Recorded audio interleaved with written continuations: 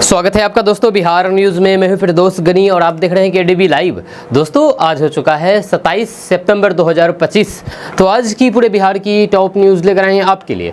Video शुरू करने से पहले आपसे रिक्वेस्ट है कि अगर आप पहली बार इस चैनल पर आए हैं तो चैनल को सब्सक्राइब करके बेल आइकन को प्रेस कर दीजिए और साथ ही साथ वीडियो को लाइक कर दीजिए, अपने दोस्तों के साथ शेयर भी कीजिए। तो चलिए चलते हैं आज की खबरों की ओर। दोस्तों आज बिहार न्यूज़ की शुरुआत सबसे पहले करेंगे कि बिहार चुनाव से पहले बड़ा सवाल है कि आखिर सीएम फेस कौन होगा। कन्हैया कुमार के खुलासे से सियासी गलियारों में हरकत मच गई है। इस चुनाव में महागठबंधन में मुख्यमंत्री पद के चेहरे को लेकर के अटकलें एक बार फिर से तेज हो गई है। दरअसल कांग्रेस नेता कन्हैया कुमार ने एक ऐसा बयान दे दिया है जिससे न सिर्फ राजनीतिक गलियारों में हलचल मच गई है बल्कि तेजस्वी यादव के नेतृत्व पर भी सवाल उठने लगी है। तेजस्वी यादव का सीधे तौर पर नाम लिए बिना कन्हैया कुमार ने संकेत दे दिया है कि मुख्यमंत्री पद के चेहरे की औपचारिक घोषणा दुर्गा पूजा के बाद की जाएगी। जी हाँ, आपको बता दूं कि एक प्रेस कॉन्फ्रेंस के दौरान जब पत्रकारों ने कन्हैया कुमार से महागठबंधन के मुख्यमंत्री पद के चेहरे के बारे में पूछा गया तो उनका जवाब हैरान कर देने वाला था। उन्होंने कहा कि अभी दुर्गा पूजा है, पूजा कर लो फिर बात करेंगे। इस बयान से साफ जाहिर होता है कि महागठबंधन में नेतृत्व को लेकर के अभी कोई भी अंतिम फैसला नहीं हुआ है और अंदरूनी चर्चाएं जारी है। इस बयान से ये अटकलें भी तेज हो गई है कि तेजस्वी यादव ही मुख्यमंत्री पद के लिए स्पष्ट चेहरा है। कन्हैया के बयान से साफ है कि सस्पेंस अभी भी बना हुआ है। वहीं पर राजनीतिक विश्लेषकों का मानना है कि अगर तेजस्वी यादव महागठबंधन के सर्वसम्मति से स्वीकृत मुख्यमंत्री पद के उम्मीदवार होते तो कन्हैया कुमार जैसे नेता को इस तरह से जवाब देने की जरूरत ही नहीं पड़ती। दोस्तों आधी रात को तेज प्रताप यादव ने ऐसा ट्वीट कर दिया है जिससे लालू तेजस्वी के होश उड़ गए। तेज प्रताप यादव तेजस्वी यादव के भाई हैं, बड़े भाई हैं और लालू प्रसाद यादव के बड़े बेटे हैं। लेकिन आजकल तेज प्रताप यादव अपने भाई तेजस्वी यादव, लालू प्रसाद यादव, अपने पिता लालू प्रसाद यादव और आरजेडी के खिलाफ मोर्चा खोल दिया है। जी हां, आरजेडी को हराने के लिए जी तोड़ मेहनत कर रहे हैं। तेज प्रताप यादव पार्टी से निकाले जाने के बाद नई पार्टी बना ली है। तेज प्रताप यादव ने ट्वीट करके एक बार फिर से लालू और तेजस्वी की बीपी बढ़ा दी है, ब्लड प्रेशर हाई कर दिया है। तेज प्रताप यादव ने देर रात करीब 2 बजे अपनी पार्टी जनशक्ति जनता दल को लेकर के एक ट्वीट किया। उन्होंने पोस्टर जारी करते हुए अपनी चुनावी चिन्ह का ऐलान किया है। विधानसभा इलेक्शन में तेज प्रताप यादव का चुनाव चिन्ह ब्लैक बोर्ड होगा। जी हाँ, यानी कि तेज प्रताप यादव की पार्टी का चुनाव चिन्ह ब्लैक बोर्ड होगा। तेज प्रताप की अपनी पार्टी के सिंबल का ऐलान करते हुए आम जनता को भरोसा दिलाने की कोशिश की है कि तेज प्रताप यादव ही बिहार के विकास करेंगे।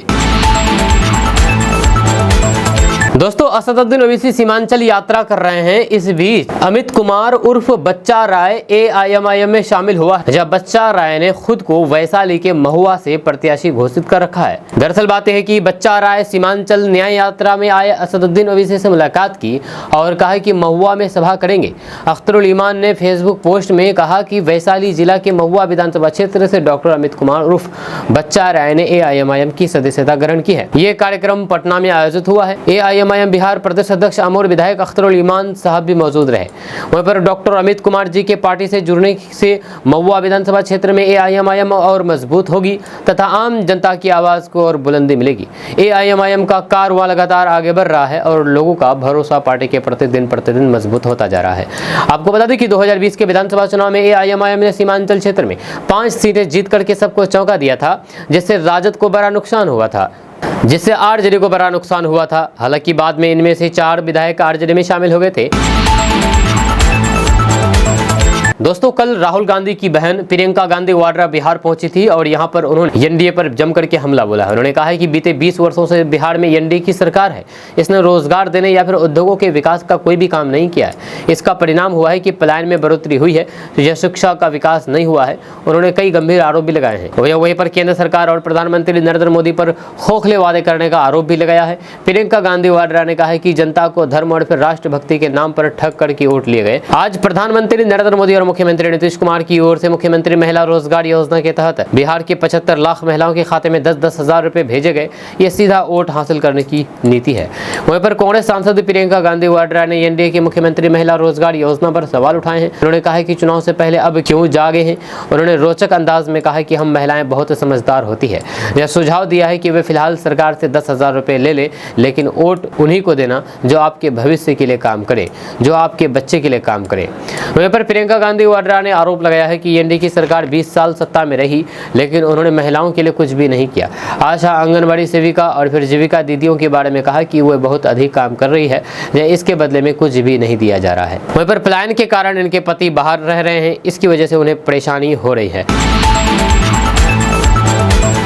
दोस्तों, बीजेपी इस बार चुनाव जीतने के लिए कोई कोर कसर नहीं छोड़ रही है। सीमांचल से लेकर के नालंदा तक हर उस क्षेत्र के लिए विशेष रणनीति बना रही है जहां पर पिछले चुनाव में हार मिली। केंद्रीय गृह मंत्री अमित शाह 2 दिवसीय दौरे पर बिहार पहुंचे हैं। ये दौरा इसलिए भी अहम माना जा रहा है क्योंकि चुनाव से पहले पार्टी अपनी रणनीति को मजबूत करने और फिर पिछले कमियों को दूर करने पर जोर दे रही है। वहीं पर बिहार में विधानसभा चुनाव की तारीखों का ऐलान भले ही अभी ना हुआ हो, लेकिन पूरे बिहार में चुनावी माहौल साफ दिखाई देने लगा है। बड़े बड़े नेताओं की रैलियां और फिर दौरे शुरू हो गए हैं। केंद्रीय गृह मंत्री अमित शाह 2 दिवसीय दौरे पर बिहार पहुंचे हैं।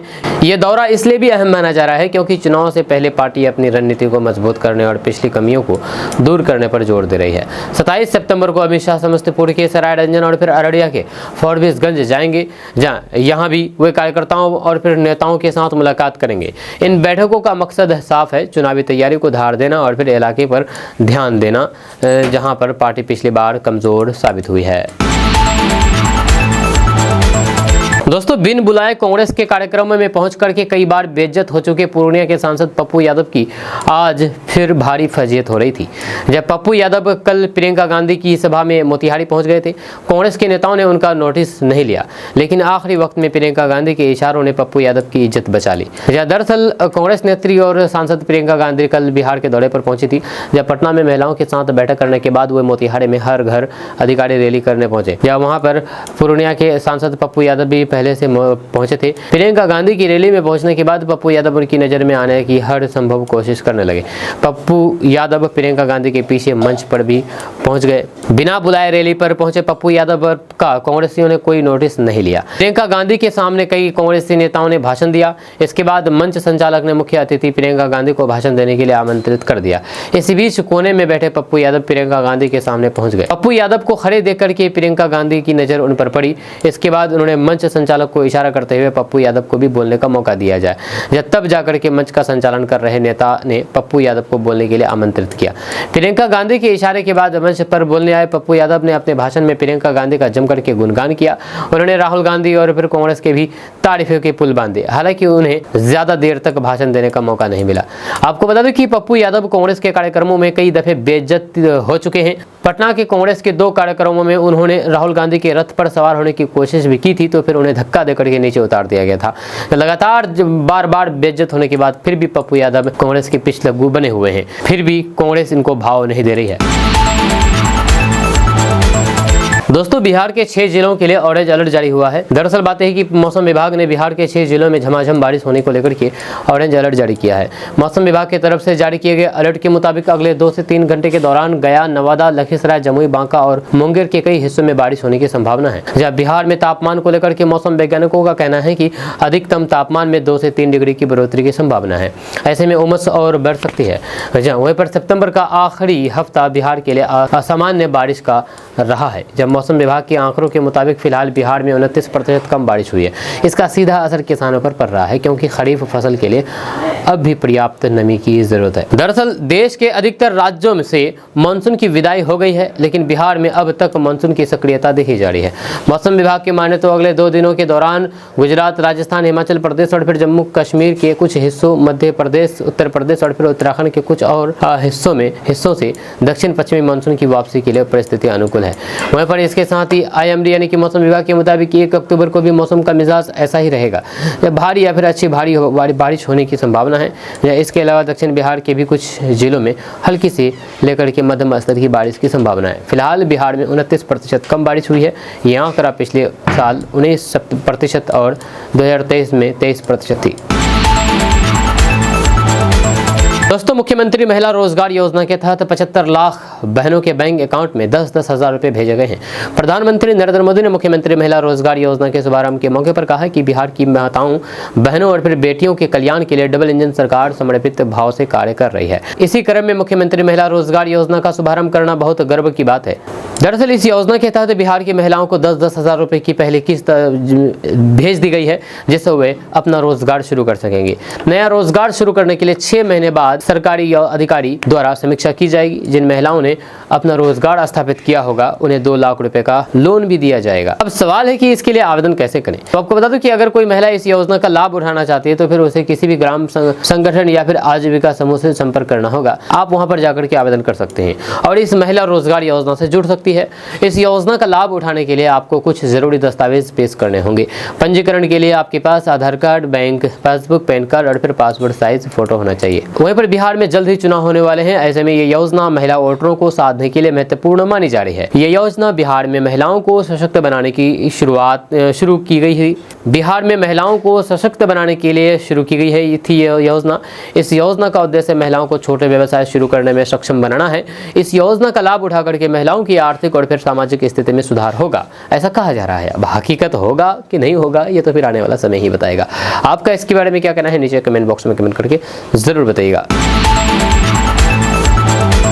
दोस्तों, नीतीश सरकार में कद्दावर मंत्री अशोक चौधरी ने बड़ा बयान दिया है। उन्होंने कहा है कि मैं जनसुराज का गुलामी करूंगा। दरअसल बात यह है कि नीतीश के करीबी मंत्री अशोक चौधरी पर जो आरोप लगाए हैं प्रशांत किशोर ने, उसको लेकर के सियासी घमासान अब तक जारी। जब मंत्री अशोक चौधरी ने जहानाबाद में प्रशांत किशोर पर कल तीखा हमला बोला, उन्होंने साफ शब्दों में कह दिया है कि अगर प्रशांत किशोर मेरे या फिर मेरी पत्नी के नाम पर 1 कट्ठा भी नाजायज जमीन साबित कर दे तो मैं जनसुराज की गुलामी करूंगा। जब मंत्री अशोक चौधरी ने कहा कि मेरी सारी संपत्ति पोर्टल पर सार्वजनिक रूप से उपलब्ध है। मुख्यमंत्री नीतीश कुमार ने सभी मंत्रियों और फिर विधायकों को हर साल संपत्ति का ब्यौरा देने का निर्देश दिया है। ऐसे में मुझ पर लगाए गए सारे आरोप बेबुनियाद हैं। वहीं पर अशोक चौधरी ने कहा है कि अगर प्रशांत किशोर को कोई आपत्ति है तो वे कोर्ट में शपथ पत्र देकर के मामला दर्ज कराएं। मैं कोर्ट का ट्रायल करूंगा, मीडिया का नहीं। नया आरोप होगा तो फिर जवाब देने को तैयार हूँ। वहीं पर अशोक चौधरी ने आगे कहा है कि मैंने पोर्टल पर पहले ही जवाब दे दिया है। यदि कोई नया आरोप लगाया जाता है तो फिर उसका भी जवाब देने को तैयार हूँ।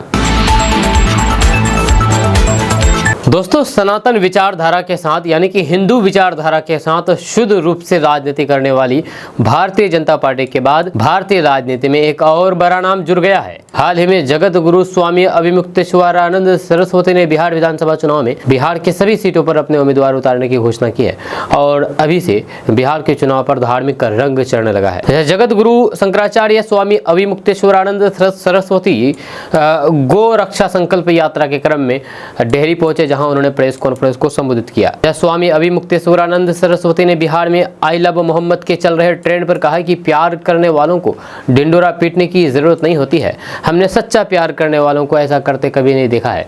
वहीं पर शायराना अंदाज में उन्होंने कहा कि कौन कहता है कि मोहब्बत की जुबान होती है, ये हकीकत तो निगाहों से बयां होती है। उन्होंने आगे कहा है कि इश्क मुश्क खांसी खुशी बगैर प्रीति मदपान धाबे से ये ना दबे जानत सकल जहान। उन्होंने कहा है कि ये ट्रेंड सिर्फ दिखावा है और वास्तविक प्यार ढिंडोरा पीटने की उपेक्षा नहीं रखता। वहीं पर मुख्यमंत्री नीतीश कुमार पर टिप्पणी करते हुए अभिमुक्तेश्वरानंद सरस्वती ने कहा कि बिहार में 20 वर्षों तक नीतीश कुमार ने अच्छा राज किया है, लेकिन अब वो वृद्ध हो चुके हैं और उन्हें सक्रिय राजनीति से हट जाना चाहिए। उन्होंने अपना मत जाहिर करते हुए कहा है कि नीतीश कुमार ने सब कुछ किया है और अब उन्हें नौजवानों को रास्ता देना चाहिए। दरअसल आई लव मोहम्मद का पूरा मामला कानपुर के रावतपुर इलाके से शुरू हुआ था। वहीं पर सितंबर की शुरुआत में बराफत के जुलूस के दौरान मुस्लिम युवकों ने आई लव मोहम्मद लिखे पोस्टर और बैनर लगाए। वहीं पर स्थानीय हिंदू संगठनों ने इसे एक नई परंपरा बताते हुए इसका विरोध किया और स्थिति तनावपूर्ण हो गई।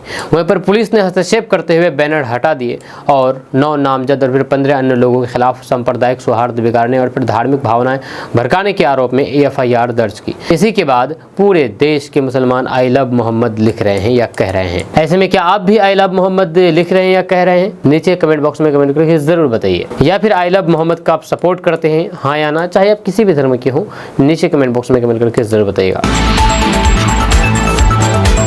दोस्तों, तेजस्वी यादव ने नीतीश सरकार की महिला रोजगार योजना की शुरुआत पर बड़ा हमला बोला है। जी हां, पत्रकारों से बातचीत करते हुए उन्होंने कहा कि प्रधानमंत्री मोदी और केंद्र की सरकार बताएं कि इसमें केंद्र का कितना दिया हुआ है, एक भी पैसा है या नहीं। उन्होंने इस योजना पर हमला करते हुए कहा है कि 1 महीना दे देंगे, 2 महीना दे देंगे, लेकिन उसके बाद उन महिलाओं से 10-10 हजार रुपए तक की वसूली भी राज्य सरकार करेगी। वहीं पर प्रधानमंत्री के द्वारा आज के भाषण में ये कहे जाने पर कि राजद की सरकार में महिलाएं घर से बाहर नहीं निकलती थी। इस पर तेजस्वी यादव ने कहा है कि आप डाटा निकाल लीजिए कितनी महिलाओं के साथ गलत काम हुआ है, कम से कम 100 से ज़्यादा महिलाओं के साथ गलत काम हुआ, कितनी हत्याएं हुई है, ये लोग क्या बोलेंगे। हम 17 महीने सरकार में थे, क्या उस समय महिलाएं सड़क पर नहीं निकलती थी? उनके पास बोलने के लिए कुछ नहीं है, इसलिए इस तरीके का आरोप लगा रहे हैं। वहीं पर अपनी बहन रोहिणी आचार्य पर हो रहे विवाद पर उन्होंने कहा कि वे हमारी बहन है, हमें आगे बढ़ाने में उनका बहुत बड़ा योगदान है। उन्होंने लालू जी को अपना किडनी दिया है, हालांकि कभी भी उनकी इच्छा नहीं रही है कि वे पार्टी का टिकट मांगे। उन्होंने कभी पार्टी में कोई भी पद नहीं मांगा है, जहां उनकी कभी इच्छा नहीं रही है कि वे किसी को पार्टी का टिकट दिलवाए। फैक्ट्री गुजरात में और विक्ट्री बिहार में, ऐसा नहीं चलेगा। जहाँ ये कहना है तेजस्वी यादव का। एक सभा को संबोधित करते हुए तेजस्वी यादव ने कहा कि बिहार की जनता से अगले विधानसभा चुनाव में पूर्ण समर्थन देने की अपील की है तेजस्वी यादव ने वर्तमान सरकार पर भ्रष्टाचार, बेरोजगारी और फिर गरीबी पर अत्याचार करने का आरोप लगाया है। उन्होंने कहा है कि फैक्ट्री गुजरात में लगाई जाएगी और विजय बिहार में चाहिए। दोस्तों, बिहार चुनाव में घुसपैठियों को मुख्य मुद्दा क्यों बनाना चाहती है बीजेपी, चलिए इसके बारे में समझते हैं। दरअसल बात यह है कि बिहार में विधानसभा चुनाव को लेकर के सियासी पारा काफ़ी चढ़ा हुआ है। यहाँ पर मुख्य मुकाबला बीजेपी, जेडीयू, लोजपा, रामविलास के एनडीए गठबंधन और फिर आरजेडी कांग्रेस लेफ्ट की इंडिया गठबंधन के बीच है। बीजेपी यहाँ पर घुसपैठियों के मुद्दे को जोर शोर से उठा रही है। पार्टी इसे डेमोग्राफी में बदलाव के संकट के तौर पर पेश करके एक बड़ा चुनावी मुद्दा बनाने की कोशिश कर रही है। खास बात यह है कि पिछले साल हुए झारखंड के विधानसभा चुनाव में भी बीजेपी ने कथित घुसपैठियों के विस्तार को बड़ा चुनावी मुद्दा बनाया था, लेकिन उस दौरान उसे हुए चुनावी फायदा नहीं मिला था। झारखंड की तरह ही बिहार में भी बीजेपी इसी घुसपैठियों वाले मुद्दे को बढ़ चढ़ करके उठा रही है। वहीं पर बीजेपी आरोप लगा रही है कि चुनाव आयोग द्वारा लगाए जा रहे वोटर लिस्ट के विशेष गहन पुनरीक्षण को लेकर के विपक्ष जो विरोध कर रहा है, उसकी वजह यह है कि विपक्ष घुसपैठियों को संरक्षण देना चाहते हैं। हफ्ते भर पहले 15 सितंबर को प्रधानमंत्री मोदी ने पूर्णिया में जब एक रैली की थी, तो फिर उन्होंने कहा था कि एनडीए देश से प्रत्येक घुसपैठियों को बाहर निकालने के लिए प्रतिबद्ध है। दोस्तों, मुकेश सहनी ने नीतीश सरकार पर जमकर के हमला बोला है। जहां वीआईपी प्रमुख मुकेश सहनी रोजगार योजना को लेकर के मुख्यमंत्री महिला रोजगार योजना को लेकर के मुख्यमंत्री नीतीश कुमार पर करारा प्रहार किया। उन्होंने सवाल उठाया है कि चुनाव से ठीक पहले आधी आबादी को 10,000 रुपए देने की क्या जरूरत पड़ी। मुकेश सहनी ने आरोप लगाया है कि नीतीश कुमार की सरकार 20 साल से बिहार की सत्ता में है, लेकिन अब तक महिलाओं की आत्मनिर्भर बनाने की ओर ध्यान नहीं दिया गया। अब जब चुनाव सिर पर है तब महिलाओं की याद आ गई है। वहीं पर मुकेश सहनी ने कहा है कि सरकार की गलत नीतियों के कारण पुरुष रोजगार के लिए बाहर जा रहे हैं, जिससे महिलाएं घर पर अकेली रह रही है और परिवार का बोझ उठा रही है। वहीं पर मुकेश सहनी ने कहा कि जदयू भाजपा की सरकार महिलाओं को कभी सम्मान नहीं दे सकती है। उन्होंने दावा किया है कि महागठबंधन ने बिहार के सभी महिलाओं को प्रति महीने 2500 रुपये देने का जो निर्णय लिया है, ये सही है। वहीं पर मुकेश सहनी का मानना है कि 10,000 रुपये की घोषणा चुनावी फायदे के लिए की गई है। उन्होंने महिलाओं से अपील की है कि वे इस झांसे में ना आए और इस सरकार को उखाड़ फेंकने की में मदद करें। वहीं पर मुकेश सहनी ने कहा है कि महागठबंधन का 2500 रुपये मासिक देने का वादा महिलाओं को आत्मनिर्भर बनाएगा और फिर महंगाई से राहत दिलाएगा। बिहार विधानसभा चुनाव को लेकर के तमाम पार्टियां अपने अपने हिसाब से तैयारियों में जुटी हुई है, जहां सभी खुद को और अपने गठबंधन को मजबूत बता रही है। इस बीच आरएलएम चीफ उपेंद्र कुशवाहा ने कांग्रेस आरजेडी पर निशाना साधते हुए कहा है कि इन पार्टियों ने बिहार में कुछ नहीं किया है। ये सालों शासन में रहे हैं, लेकिन नीतीश कुमार ने 2005 में आने के 1 साल बाद ही महिलाओं के लिए काम किया है। पर अशोक चौधरी पर लगे आरोपों पर उन्होंने कहा है कि थोड़ा वेट कीजिए। जदयू की तरफ से यही कहा गया है, या सीएम से आग्रह किया है कि वे खुद ध्यान दें। सीएम जीरो टॉलरेंस की बात कर रहे हैं और फिर करते भी हैं। जेडीयू के बयान का मैं समर्थन करता हूं। वहीं पर सीट बंटवारे पर कहा है कि जब सीट बांटेगी तो फिर पता चल जाएगा। वहीं पर उपेंद्र कुशवाहा ने कहा है कि अति पिछड़ा दलित समाज महिला के लिए एनडीए ने ही काम किया है। महागठबंधन जो घोषणा कर रहे हैं, इसका कोई भी लाभ नहीं मिलेगा। एनडीए घोषणा नहीं बल्कि काम कर रहा है। वहीं पर यह भी कहा है कि प्रियंका गांधी की रैली का कोई प्रभाव नहीं पड़ेगा, जनता इनकी बातों में नहीं आएगी। हालांकि उन्होंने ये भी कहा कि मेरी व्यक्तिगत राय है कि कांग्रेस पार्टी को थोड़ा लाभ मिलेगा। किसी भी व्यक्ति का व्यक्तित्व एक दिन में नहीं बनता है। जब नरेंद्र मोदी या फिर नीतीश कुमार एक ही दिन में नहीं बनते हैं। प्रियंका गांधी वाड्रा बिहार में आती है तो फिर कोई भी फायदा नहीं होने वाला है। हो सकता है कि आगे कुछ लाभ मिले। या जब तेज प्रताप यादव के पोस्टर जारी करने पर उनसे सवाल किया गया तो उन्होंने कहा कि वे परिवार का मामला है, ये टिप्पणी उचित नहीं है। वहीं पर सीट बंटवारे पर उन्होंने कहा कि राष्ट्रीय जनता दल यानी कि आरजेडी और कांग्रेस का महागठबंधन स्वार्थ का गठबंधन है। जब चुनाव आयोग जल्द ही बिहार विधानसभा चुनाव की तारीखों का ऐलान कर सकता है। वहीं पर चुनाव कुछ ही हफ्तों में होने वाले हैं, इसलिए दिल्ली से कांग्रेस के नेता बिहार आ रहे हैं। जब चुनाव के बाद वे यहाँ पर नजर नहीं आएंगे, जहाँ उनकी उपस्थिति से एनडीए पर कोई भी असर नहीं पड़ेगा। उन्होंने विश्वास जताया है कि एनडीए बिहार विधानसभा चुनाव में पूर्ण बहुमत से जीत हासिल करेगा और फिर से सरकार बनाएगा। दोस्तों, गिरिराज सिंह ने असदुद्दीन ओवैसी पर जमकर के निशाना साधा है। जहां केंद्रीय मंत्री गिरिराज सिंह ने एआईएमआईएम के नेता असदुद्दीन ओवैसी पर तीखा हमला करते हुए उन पर मुसलमानों को भड़काने का आरोप लगाया है। उन्होंने कहा है कि असदुद्दीन ओवैसी और फिर कांग्रेस मिलकर के भारत में गृह युद्ध की स्थिति पैदा करना चाहते हैं। जहां एक न्यूज चैनल से बातचीत में गिरिराज सिंह ने कहा है कि असदुद्दीन ओवैसी मुसलमानों के नेता है और उनका उद्देश्य केवल भड़काना है। जहां उन्होंने ये भी कहा कि वे गजवा हिंद के समर्थक हैं और देश को तोड़ने की कोशिश कर रहे हैं, लेकिन ऐसा नहीं होने दिया जाएगा। गिरिराज सिंह की ये टिप्पणी असदुद्दीन ओवैसी की बेगूसराय में होने वाली चुनावी रैली से पहले आई है। आपको बता दें कि असदुद्दीन ओवैसी 24 से 27 सितंबर तक बिहार में अपनी पार्टी के लिए समर्थन जुटाने के लिए दौरे पर है। या इससे पहले गिरिराज सिंह ने आरोप लगाया था कि असदुद्दीन ओवैसी बिहार में घुसपैठियों के समर्थन में रैलियां कर रहे हैं। एक न्यूज चैनल से बातचीत करते हुए उन्होंने कहा कि राहुल गांधी और तेजस्वी यादव की मतदाता अधिकार यात्रा के बाद असदुद्दीन ओवैसी की यात्रा का उद्देश्य बांग्लादेशी और रोहिंग्या प्रवासियों को बचाना है। वहीं पर गिरिराज सिंह ने कहा है कि हाल ही में राहुल गांधी और तेजस्वी यादव ने घुसपैठियों के समर्थन में यात्रा निकाली थी और अब असदुद्दीन ओवैसी भी इसी उद्देश्य से आ रहे हैं। इसके अलावा उन्होंने कहा कि बिहार में एनडीए सरकार ने मुस्लिम समुदाय के लिए कब्रिस्तानों के जगह चारों ओर बार लगा करके और फिर वित्तीय सहायता देकर के काम किया है। उन्होंने ये भी कहा कि नीतीश कुमार और नरेंद्र मोदी ने मुसलमानों के लिए जो काम किया है वह पहले कभी नहीं हुआ है। क्या लालू जी ने कब्रिस्तानों की बारबंदी की यानी कि घेराबंदी की, मुस्लिम छात्रों को वजीफा दिया? नहीं। दोस्तों, बिहार भाजपा प्रदेश अध्यक्ष डॉक्टर दिलीप कुमार जायसवाल ने बिहार की एनडीए सरकार की उपलब्धियां गिनाई हैं। उन्होंने समाचार एजेंसी एएनआई से बातचीत में कहा है कि आज से भाजपा के कार्यालय से सभी विधानसभा क्षेत्र में एलईडी वैन भेजे जाएंगे जो प्रदेश सरकार की उपलब्धियों से लोगों को अवगत कराएंगे। उन्होंने कहा है कि हमारी सरकार ने यह सुनिश्चित किया है कि बिहार में अंतिम पंक्ति तक बैठे व्यक्ति तक विकास पहुंचे। इस दिशा में हमारी सरकार ने अब तक कई काम किए हैं। हमारी सरकार ने विकसित बिहार के सपनों को पूरा करने का काम किया है। हमारी सरकार ने गरीबों को 125 यूनिट बिजली मुफ्त दी है। इसके अलावा दिव्यांग और फिर विधवा महिलाओं की पेंशन 400 रुपये से बढ़ा करके 1100 रुपये कर दी है। उन्होंने कहा कि महिलाएं हमेशा से ही बिहार सरकार की प्राथमिकता के केंद्र में रही है। राज्य सरकार ने हमेशा महिलाओं के विकास को तरजीह दी है। जब सरकार ने महिलाओं को आरक्षण देकर के उनके सशक्तिकरण का मार्ग प्रशस्त किया है। जब पंचायती राज और फिर नगर निकाय में महिलाओं को आरक्षण दिया गया है। यही नहीं, बिहार में अगर कोई लड़की स्नातक पास करती है तो उसे 50,000 रुपये की प्रोत्साहन राशि दी जाती है। हमारी सरकार ने जिस तरह से बिहार के विकास की दिशा में कदम उठाए हैं उसके बारे में एलईडी वैन बिहार के मतदाताओं को जानकारी देंगे।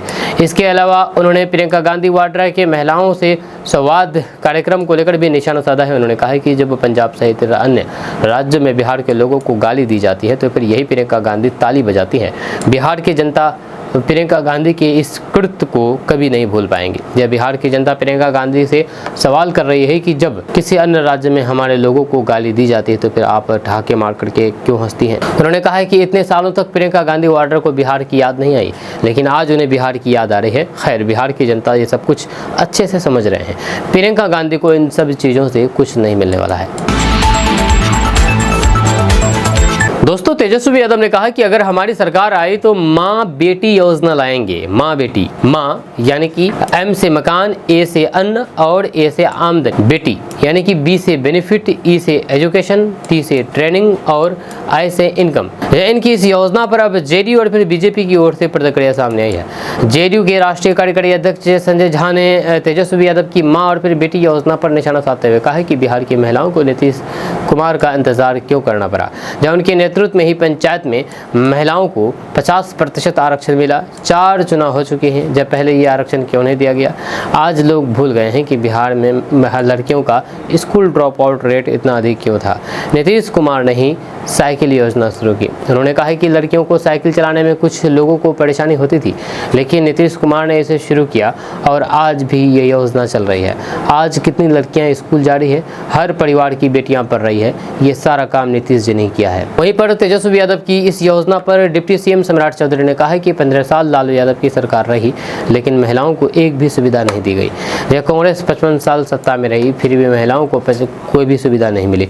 देश की जनता, बिहार की जनता जानते हैं कि प्रियंका गांधी आए ना आए कोई फर्क नहीं पड़ने वाला। तो पर दूसरी ओर तेजस्वी यादव का कहना है कि उनकी जो योजना है मुख्यमंत्री नीतीश कुमार उसकी नकल कर रहे हैं। मुख्यमंत्री महिला रोजगार योजना को पत्रकारों से तेजस्वी यादव ने कहा कि बिहार के मुख्यमंत्री नकल करने में नंबर 1 है। हम बहुत दिनों से कह रहे हैं कि वे हमारी माए बहन योजना की नकल करेंगे और अब वे नकल कर रहे हैं। ये दुर्भाग्यपूर्ण है कि इसमें केंद्र सरकार ने एक पैसा नहीं दिया है, ये राज्य सरकार का पैसा है। वे बिहार की जनता को मूर्ख ना समझे। दबाव में मुख्यमंत्री और एनडीए सरकार माई बहन मान योजना को नकल कर ले, लेकिन चुनाव के बाद वे ये उधार रूपी 10,000 रुपये वसूलेंगी, ये बिहार की जनता समझती है। दोस्तों, बिहार चुनाव में शाहरुख खान की एंट्री हो गई है। यह दरअसल बात है कि बिहार में चुनाव से ठीक पहले मुस्लिम वोटों को लेकर के मारामारी तेज हो गई है। एक तरफ असदुद्दीन ओवैसी की नजर फिर से सीमांचल पर लगी हुई है, तो फिर दूसरी वहीं पर तेजस्वी यादव से 6 सीटों की डिमांड कर दी है। वहीं पर मायावती भी सीमांचल में टक्कर को और रोमांचक बनाने की तैयारी में है। इस बीच बिहार चुनाव में शाहरुख खान की एंट्री भी हो गई है। कांग्रेस ने शाहरुख खान के नेशनल अवार्ड को बिहार चुनाव से जोड़ दिया है। यह बॉलीवुड एक्टर शाहरुख खान को हाल ही में नेशनल अवार्ड मिला है। कांग्रेस का आरोप है कि चुनाव की वजह से उनको ये सम्मान दिया गया है। कांग्रेस के आरोप पर अब केंद्रीय मंत्री गिरिराज सिंह ने करारा जवाब दिया है। उन्होंने कहा है कि कांग्रेस तुष्टिकरण की राजनीति करती है, जबकि नरेंद्र मोदी सबका साथ सबका विकास की नीति पर काम कर रहे हैं। बेगूसराय में कांग्रेस पर हमलावर गिरिराज सिंह ने कहा कि पहले नेशनल अवार्ड बेचे जाते थे, लेकिन अब योग्यता के आधार पर दिए जाते हैं। आपको बता दूं कि महाराष्ट्र के कांग्रेस नेता भाई जगताप ने दावा किया है कि शाहरुख खान को यह पुरस्कार मुस्लिम वोटरों को लुभाने के लिए दिया गया है। जगताप ने बीजेपी नेताओं के उन बयानों का भी जवाब दिया है जिनमें कहा गया है कि कांग्रेस सरकार में शाहरुख खान को यह सम्मान नहीं मिला, जबकि बीजेपी सरकार ने उन्हें यह पुरस्कार दिया है। जब कांग्रेस पर लगे आरोपों का जवाब देते हुए उन्होंने कहा कि पहले भी कई अन्य कलाकारों को भी इस तरह से सम्मानित किया जा चुका है। दोस्तों, बिहार पुलिस में दारोगा के 1799 पदों पर भर्ती होगी। यह दरअसल बात है कि बिहार पुलिस अवर सेवा आयोग यानी कि बीपीएससी ने बिहार पुलिस में अवर निरीक्षक यानी कि दारोगा के 1799 पदों पर नियुक्ति के लिए अधिसूचना जारी कर दिया है। जहां लेवल 6 के वेतनमान पर नियुक्तियों के लिए ऑनलाइन आवेदन 26 सितंबर से स्वीकार किए जाएंगे। आयोग की वेबसाइट www.bpssc.bihar.gv.in पर आवेदन के लिए 26 अक्टूबर तक उपलब्ध होगा लिंक। जहाँ एक अभ्यर्थी एक ही आवेदन कर सकता है। सभी श्रेणी की महिलाओं के साथ साथ थर्ड जेंडर को भी आरक्षण का लाभ मिलेगा। जहाँ इसमें आवेदन के लिए किसी भी मान्यता प्राप्त विश्वविद्यालय से स्नातक या फिर समकक्ष उत्तीर्ण होना अनिवार्य है। वहीं पर अभ्यर्थियों की उम्र सीमा की गणना 1 अगस्त 2025 के आधार पर की जाएगी। अभ्यर्थियों की उम्र मैट्रिक अथवा समकक्ष प्रमाण पत्रों के आधार पर की जाएगी। सभी श्रेणी अभ्यर्थियों के लिए न्यूनतम आयु 20 वर्ष तथा सामान्य श्रेणी के पुरुष अभ्यर्थियों के लिए अधिकतम आयु 37 वर्ष निर्धारित की गई है। वहीं पर सभी श्रेणी की महिला, पिछड़ा वर्ग एवं अत्यंत पिछड़ा वर्ग के पुरुष अभ्यर्थियों के लिए अधिकतम 40 तथा अनुसूचित जाति और फिर जनजाति के लिए 42 वर्ष निर्धारित है। शारीरिक मापदंड पूरा करने वाले अभ्यर्थी असफल घोषित किए जाएंगे। दोस्तों, बिहार चुनाव की तारीखों का ऐलान आने वाले सप्ताह में हो सकता है। सभी प्रमुख पार्टियां और फिर दिग्गज नेता बिहार में चुनाव की तैयारी में जुटे हैं। गृह मंत्री अमित शाह बिहार के दौरे पर हैं। यह एक ही महीने में ये उनका दूसरा दौरा है। यह चुनावी मौसम में ओपिनियन पोल और फिर सर्वे का दौर भी चल रहा है। अब देश की 3 प्रमुख सर्वे कंपनियों ने बिहार की सियासी माहौल का आकलन किया है। तीनों प्रमुख सर्वे के अनुमान काफी हैरान कर देने वाले हैं। बिहार चुनाव के लिए भारतीय जनता पार्टी ने केंद्रीय मंत्री धर्मेंद्र प्रधान को प्रभारी नियुक्त किया है। सी वोटर फाउंडेशन के संस्थापक यशवंत देशमुख, वहीं पर वोट वाइब के फाउंडर पार्टनर अमिताभ तिवारी और एक्सिस माई इंडिया के चेयरमैन प्रदीप गुप्ता ने चुनावी विश्लेषण किया है। ये तीनों ने चुनाव को इस बार काफी दिलचस्प बताया है। जब मीडिया चैनल के कार्यक्रम इंडिया टुडे कॉन्क्लेव में तीनों प्रमुख सर्वे कंपनियों के प्रमुख ने चुनाव को लेकर के अपना अनुमान जाहिर किया है। सी वोटर फाउंडेशन के संस्थापक यशवंत देशमुख ने कहा कि उत्तर प्रदेश में अखिलेश यादव को मिली सफलता के पीछे मुस्लिम यादव समीकरण है। यहाँ ये भी ध्यान रखना चाहिए कि इस समीकरण के साथ पीडीए को जोड़ने में वह सफल रहे। तेजस्वी यादव का कोर वोट बैंक मुस्लिम और यादव है। इसमें दूसरे जातिगत समीकरणों को जोड़ने में सफल होंगे या नहीं, ये देखना होगा। वहीं पर वोट वाइब के फाउंडर पार्टनर अमिताभ तिवारी ने कहा है कि बिहार चुनाव समीकरणों के लिहाज से ये बेहद जटिल राज्य है। तिवारी ने कहा है कि जहां पर कई छोटे पार्टियां भी अपना वोट बैंक बना करके चलती है और फिर उनका ये भरोसेमंद वोट बैंक है। तेजस्वी यादव की बड़ी उम्मीद एनडीए से निराश युवा है। वहीं पर जैसे हवा चल रही है उसमें तेजस्वी के मुकाबले प्रशांत किशोर को युवा वोटर्स के बीच बढ़त मिलती दिख रही है। इसी चर्चा में उन्होंने कहा है कि जाति बिहार चुनाव में प्रभावी मुद्दा रहेगी। पिछले 3 चुनाव में 105 सीटों पर एक ही जाति के उम्मीदवार ने जीत दर्ज की है। पर एक्सिस माई इंडिया के चेयरमैन प्रदीप गुप्ता ने बिहार चुनाव को लेकर के कहा है कि फिलहाल बिहार चुनाव में किसी बढ़त है, इस बारे में कुछ नहीं कह सकते हैं। उन्होंने कहा है कि चुनाव नतीजे का अनुमान लगाने का सीधा मतलब है कि सरकार कौन बनाएगा। इस वक्त बिहार में ऐसा माहौल है कि बिहार के वोटरों को भी नहीं पता है कि उन्हें किसे वोट देना है। जाति फैक्टर पर उन्होंने कहा है कि बिहार में 27% वोट बैंक ऐसा है जो मजबूती के साथ आरजेडी के साथ है। उन्होंने कहा है कि महिला वोटर इस चुनाव में भी निर्णायक भूमिका निभाते दिख सकती है। दोस्तों, बिहार के पूर्व मंत्री तेज प्रताप यादव ने अपनी नई पार्टी जनशक्ति जनता दल का गठन कर लिया है, जो कि बिहार के राजनीतिक जीवन में एक नया मोड़ लेकर के आया है। ये पार्टी न केवल तेज प्रताप के राजनीतिक सफर में एक नया अध्याय शुरू करेगी, बल्कि बिहार के यादव बहुल इलाकों की राजनीति में भी बदलाव लाएगी। दरअसल आरजेडी से निकाले जाने के बाद तेज प्रताप यादव ने 5 छोटे क्षेत्रीय दलों के साथ गठबंधन का ऐलान किया है, जिसके चलते लालू प्रसाद यादव के समर्थक खास करके यादव समुदाय के लोग 2 गुटों में बंट गए हैं। जब कुछ अभी भी लालू के साथ है, जबकि कुछ उनसे नाराज या फिर तेजस्वी के सामने अपने राजनीतिक जीवन का अंत देख करके तेज प्रताप के साथ खड़े हैं। 2025 के बिहार विधानसभा चुनाव की तैयारियां जोरों पर है। 243 विधानसभा सीटों के लिए चुनाव की तारीखों का ऐलान कभी भी हो सकता है। इस नई पार्टी की घोषणा के साथ तेज प्रताप यादव का दावा है कि उनकी पार्टी स्थापित राजनीतिक व्यवस्था को चुनौती देगी। दोस्तों, बिहार की सियासत में एक आधी आबादी यानी कि महिलाओं की भूमिका बहुत अहम मानी गई है, जहां अब महिलाएं सिर्फ वोट देने तक सीमित नहीं है, बल्कि चुनाव में हार जीत तय करने वाली किंग मेकर बन चुकी है। यही वजह है कि हर पार्टी महिलाओं को लुभाने के लिए योजनाओं की झड़ी लगा रही है। मुख्यमंत्री नीतीश कुमार हो या फिर विपक्ष में बैठी कांग्रेस और राजद, हर किसी की नज़र में महिला की वोट बैंक पर है। वहीं पर एक तरफ नीतीश सरकार ने रोजगार, उद्यमिता और फिर पेंशन जैसी योजनाओं में महिलाओं को प्राथमिकता दी है, तो वहीं पर दूसरी ओर विपक्ष ने महिलाओं को हर महीने नगद सहायता देने का वादा किया है। अब सवाल उठता है कि कौन सी पार्टी महिलाओं को सबसे ज़्यादा आर्थिक मदद देने का वादा कर रही है और फिर किसकी योजना सबसे बेस्ट। आपको बता दूं कि नीतीश सरकार ने हाल ही में मुख्यमंत्री महिला रोजगार योजना की शुरुआत की है, जो कि बिहार की 75 लाख महिलाओं को आत्मनिर्भर बनाने का बड़ा प्रयास है। महिलाओं के बैंक खाते में 10,000 रुपये सीधे भेजे जाएंगे। जब महिलाएं इस राशि से रोजगार शुरू कर लेंगी और अच्छा प्रदर्शन करेंगे तो फिर उन्हें 2 लाख रुपये तक की अतिरिक्त सहायता दी जाएगी। वहीं पर ग्रामीण विकास विभाग को इसके लिए 20,000 करोड़ रुपए का बजट दिया गया है। इसका उद्देश्य महिलाओं को स्वरोजगार से जोड़ना, पलायन रोकना और फिर गाँव की अर्थव्यवस्था को मजबूत बनाना है। वहीं पर महागठबंधन की माई बहन योजना, जो कि बिहार की विपक्ष भी पीछे नहीं है, क्योंकि कांग्रेस पार्टी ने महिलाओं को सीधे आर्थिक सहायता देने का बड़ा वादा किया है। कांग्रेस ने माई बहन मान योजना के तहत हर जरूरतमंद महिला को हर महीने 25 रुपये देने का ऐलान किया है। इसके तहत 25 रुपये हर महीने महिलाओं के बैंक खाते में भेजे जाएंगे। इसके लिए मिस कॉल नंबर जारी करके महिलाओं से गारंटी फॉर्म भरवाया जा रहा है।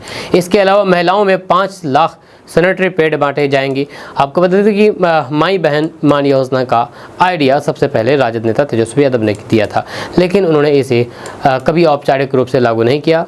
कांग्रेस ने बाजी मारते हुए इसे पहले घोषित कर दिया और प्रचार भी तेज कर दी। वहीं पर जनसुराज के बारे में अगर बात की जाए तो जनसुराज ने महिलाओं से पेंशन का वादा किया है। यह जनसुराज पार्टी के प्रमुख प्रशांत किशोर ने बिहार के बेगूसराय में एक बड़ी घोषणा की है, जो कि खासतौर पर महिलाओं और फिर बुजुर्गों के लिए राहत बड़ी है। जब उन्होंने अपने जनसंवाद के दौरान साफ कहा कि अगर जनता का साथ मिला और जनता की सरकार बनी तो फिर दिसंबर 2025 से बिहार की हर 60 साल से ऊपर के बुजुर्ग, महिला और फिर पुरुष को 2,000 रुपये प्रति माह पेंशन दी जाएगी। वहीं पर बिहार में 3.5 करोड़ से ज़्यादा महिला मतदाता है। जब इतनी बड़ी संख्या में अगर महिलाएं किसी एक पार्टी के पक्ष में वोट करती है तो फिर चुनाव की तस्वीर ही बदल सकती है। नीतीश सरकार की योजनाएं लंबी रणनीति पर आधारित है। महिलाओं को आत्मनिर्भर बनाना, समाज में उनका सम्मान बढ़ाना। वहीं पर विपक्ष की योजनाएं भी शॉर्ट टर्म राहत की तरह वोट खींचने में असरदार हो सकती है।